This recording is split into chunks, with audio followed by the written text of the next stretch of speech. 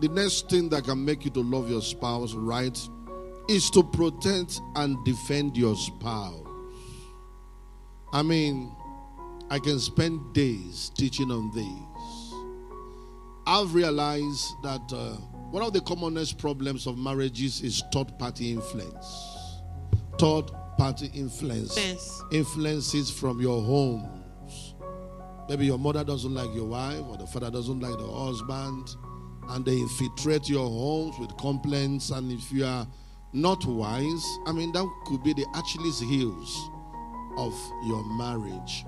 Now, at the formative stage of our marriage, I and my wife, we develop a strategy. And what is this? And I'm going to bless you for free. When pressures comes from her own side, from her family, I don't get involved. What I do is I hide behind her and send her to her people.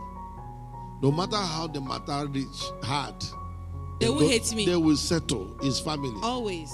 Now, when the pressure starts coming from my home, Mama will not show face. She will not even comment. Hide behind him. Me, as a husband, I go and talk to my people, and the matter dies. Have I given you wisdom? Yes, sir. Clap your hands together for the Lord.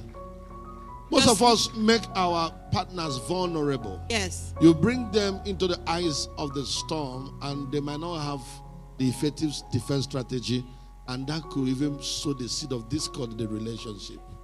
I don't bring my wife to a place where she could be vulnerable. I protect her like an angel, and she does that for me too. She knows my strength. She knows there's a place I will lose my cool, and she just go and sort it out. So you must intentionally protect and defend your spouse.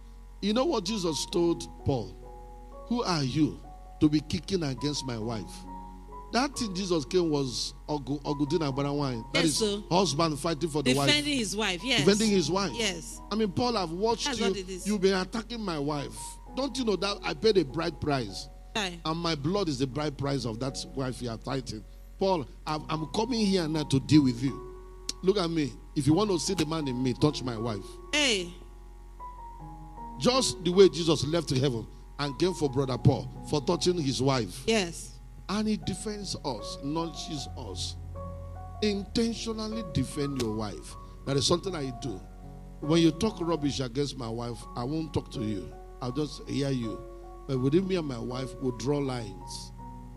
We put you in the outer court. I tell you. So we need to intentionally protect and defend your spouse. Somebody comes and begins to speak things that are out of the system. Put the records right.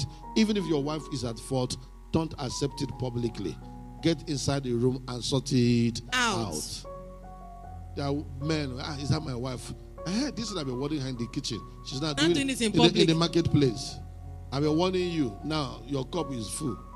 I mean, such words shouldn't proceed out of the mouth, and you speak it to the person you say that you love. Defend. Christ defends the church. He releases his anointing. Even the angels are part of the protective system. I'm going to write my book on marriage, and I'm going to be using the template of Jesus marrying the church to write my. I've not written personal book. Are you excited about that? Yes, sir. Put your hands together for the Lord.